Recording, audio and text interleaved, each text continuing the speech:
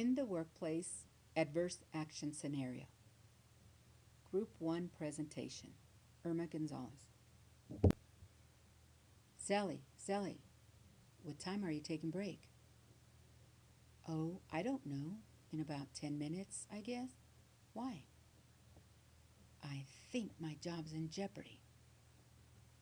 I see. Okay. See you in 10. Okay, so what's going on, Rosario? Sally, you have the most seniority in this department. What can you tell me about employee rights? I think they're trying to fire me. Well, I know that employee termination can be a lengthy process. I also know that formal discipline of an employee is referred to as adverse action, such as suspensions, salary reductions, demotions, and or terminations. But wait, it's important you realize that this process is much more complex than what I just explained to you. For instance, employee termination is the process by which an employer ends an individual's employment. Termination may occur for cause, examples of which include poor job performance, inability to perform job responsibilities, conflict with managers or other employees, or misconduct, none of which should occur without due process of the law, designed to guarantee the employee fairness. It is by protection of the Fifth and the Fourth Amendments that an employee is guaranteed fair due process. In other words, the right to continued public employment. Adverse action, because of the legal risks inherent in dismissing employees, employers terminate workers for behavior-related causes only after administering a progressive disciplinary and a counseling process. However, in instances when correctional efforts do not always succeed, termination is likely necessary. Well, Rosario, I hope you find this information helpful. I also suggest you meet with your supervisor and discuss this matter. Perhaps you are still in a position to correct the concern. Wow, look at the time. Unfortunately, I'll have to elaborate on other important aspects of employee rights, such as procedural due process and taking of property and liberty, pre- and post-determination hearings, administrative leave, name clearing hearing, additional adverse actions like monitoring employee work performance, progressive disciplinary process. We'll discuss these at a later time. Hey, thanks for meeting with me. I appreciate the information and your suggestion to meet with Miss Hatchett. Well, back to work. Bye, Sally. Discrimination.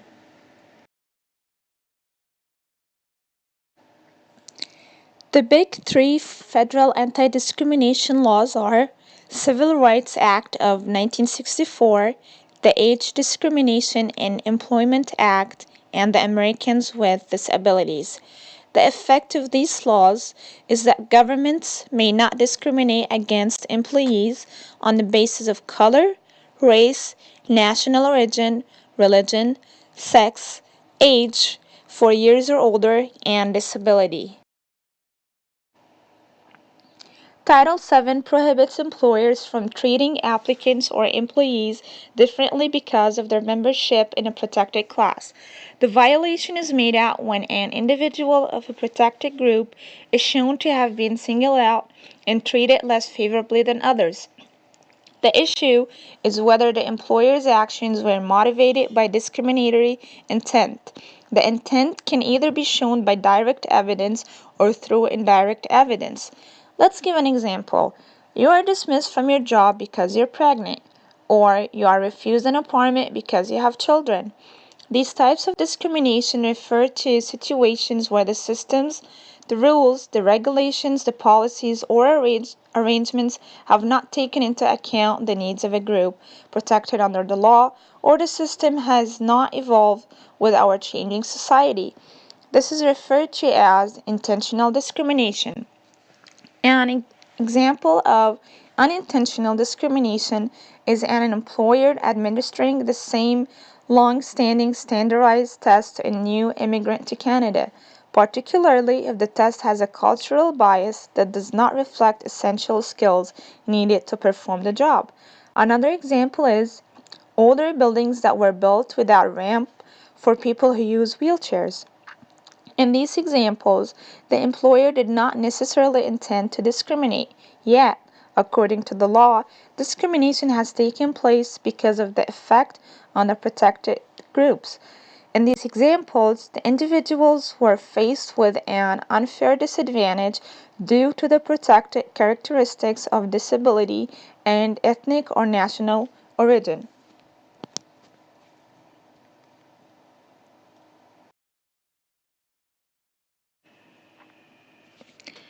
Retaliation occurs when an employer punishes an employee for engaging in legally protected activity.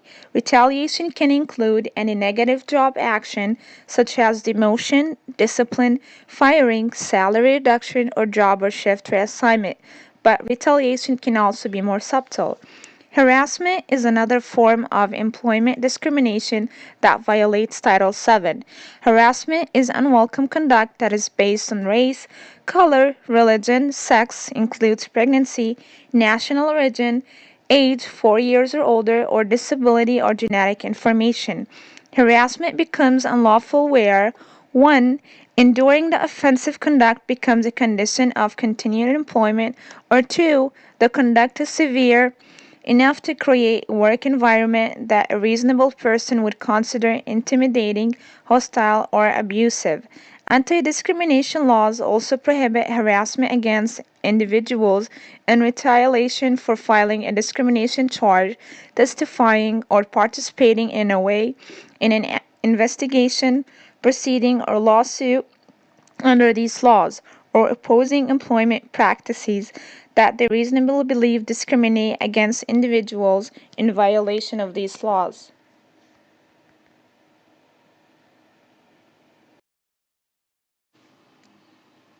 So, how can managers prevent discrimination from occurring? Employers are advised to prevent employment discrimination and create a workplace culture that discourages employment discrimination, harassment, and retaliation with the following actions. 1. Implementing and integrating a strict policy that makes employment discrimination of any type unacceptable at the workplace. 2. Training managers in the implementation of the anti-discrimination policy with the expectation that prevention is their responsibility. 3. Mandatory employee training should address many of the same issues as the manager's training relative to employment discrimination. And finally, establishing cultural expectations and norms. Selected case law to remember about the workplace. In this section of the presentation, we will be reviewing various case law. Topics include due process, free speech, political activity and affiliation, privacy, alcohol and drug use, and intentional discrimination.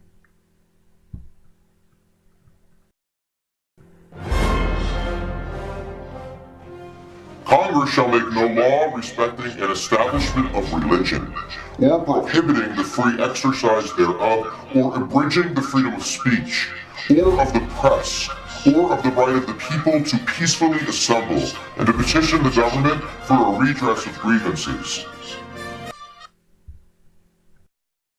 Free speech in the workplace. Pickering v. Board of Education 1968 is leading case law. Restrictions on government employees' free speech rights. To determine if violation has occurred, there is a two-pronged test. The first test is whether the employee has spoken on a matter of public concern. The second is whether the disruptive nature of the speech justifies the adverse personnel action. Process in the workplace. Cleveland Board of Education v. Loudermill, 1985. It was determined under this case law that due process includes both a pre-termination hearing as well as a post-termination hearing before an employee with property interest faces serious discipline. Guidelines for politics in the workplace. Employees engaging in political activity must do so as private citizens and not as representatives of our organization, and do so at times other than during paid working hours. Employees must not use our workplace, equipment, or other resources for political purposes.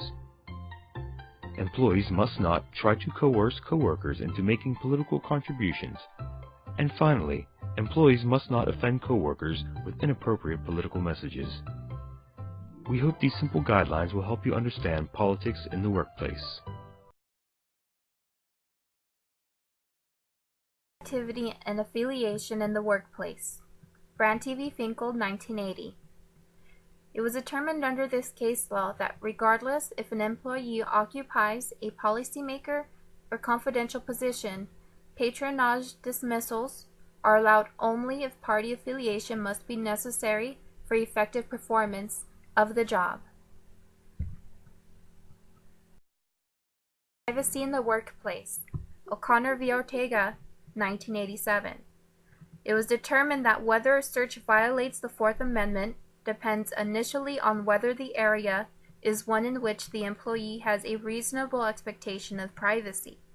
If there is no expectation of privacy, there can be no violation. Alcohol testing in the workplace. National Treasury Employees Union v. Von Raab, 1989. It was determined that urinalysis is a search and seizure under the Fourth Amendment. However, whether it is a lawful, reasonable search depends on a number of factors, which can include the timing of the test, the nature of the job, and reasonable suspicion. If an employee is able to prove that the employer's stated reason for firing them was wrong or false, then they have to come back and prove that the real reason was discriminatory in nature in order to win their case. Intentional discrimination in the workplace. McDonnell Douglas Corps v. Green, 1973. McDonnell Douglas three-stage burden shifting framework means that to prove intentional discrimination, first, the plaintiff must present evidence that they were treated differently based on a forbidden criterion, such as age, race, and sex. Secondly, the employer can defeat the plaintiff's claim by presenting evidence that it had a legitimate business reason for its action. And the last stage is the plaintiff can introduce evidence to show that the employer's stated business reason is a pretext to hide its real discriminatory motive. Hello everyone, this is Morel. I am presenting a scenario on an applicant's perspective on the recruitment process. It's called Penelope Gets a Job. These are some of the topics being covered. You can find more detailed information on these topics in Chapter 3. Once upon a time in typical city America, there was a young woman who needed a job.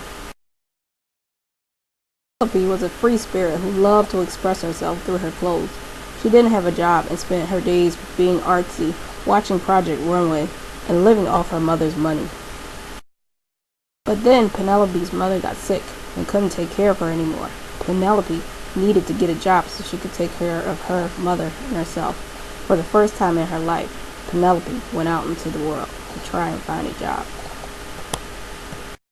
At the Career Center, a counselor met with Penelope.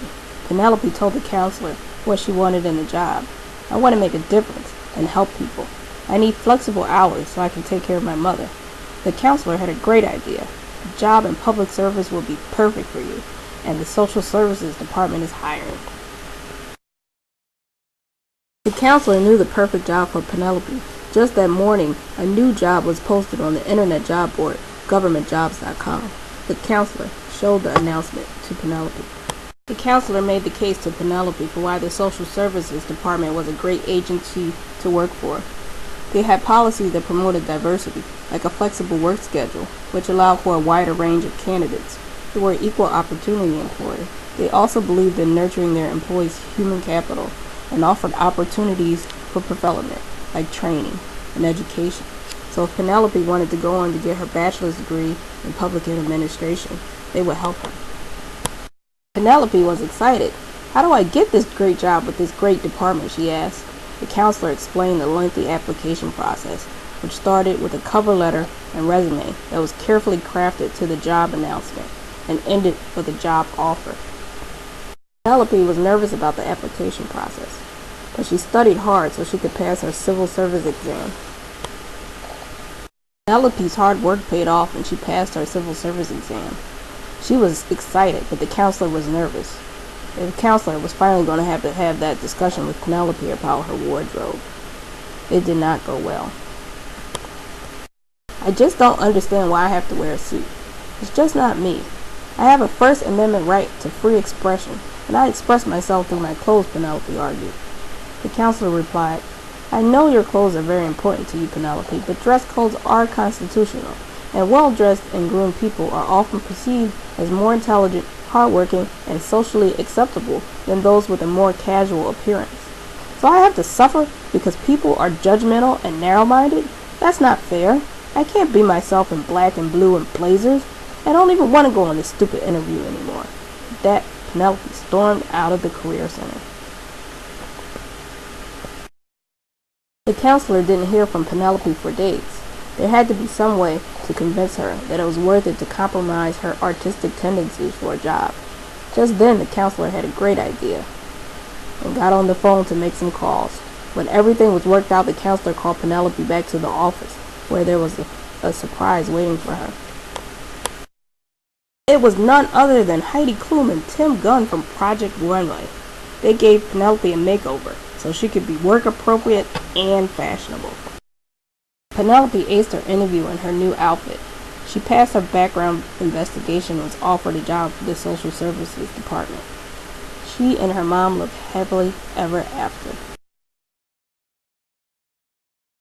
Hello, Spartan HR Public Service Managers. My name is Darrell Baldwin, and today I will be guiding you through how to establish a successful HR recruiting system within your organization. The first factor in recruitment is to ensure your organization possesses a high-quality recruitment plan. There are two perspectives to consider in this plan. The first perspective is the employer. The second, the applicant. Within a recruitment plan is knowing your organization's tradition and culture. At Union Pacific Railroad, we possess a unique history that was established in 1862 with Abraham Lincoln signing the Pacific Railway Act that created the company. Throughout the company's 150-year history, we've seen substantial growth that began in 1892 with the Mopac merger and ended in 1996 with the Southern Pacific Railroad merger. Quality recruitment from the employer and applicant perspective must be leveraged to aid in distinguishing your organization.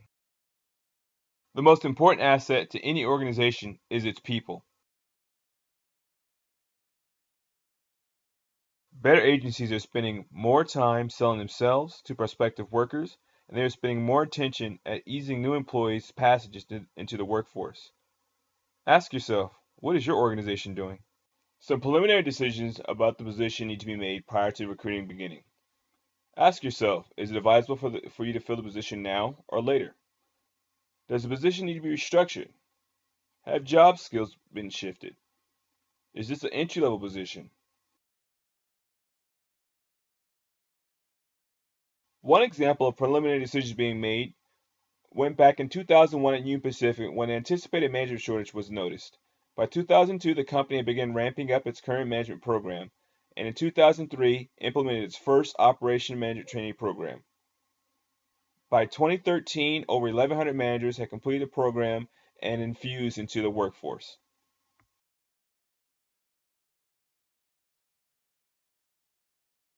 Strategic planning and management of vacancies falls in with position announcements. In 2003, a study was conducted on a federal recruitment that discovered the majority of the announcements were poorly written, didn't make any attempt to sell the organization or the position at all.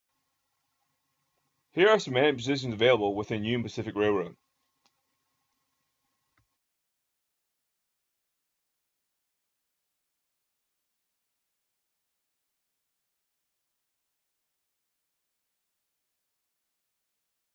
Exploiting the age of the internet, Union Pacific Railroad posts all its job announcements online, both internal and external. A profile must be created in order for you to access the job announcements, and career postings have fully detailed information in regards to work location, salary, and job description. In addition, you can utilize your Twitter, YouTube, Facebook, and LinkedIn accounts to access this information.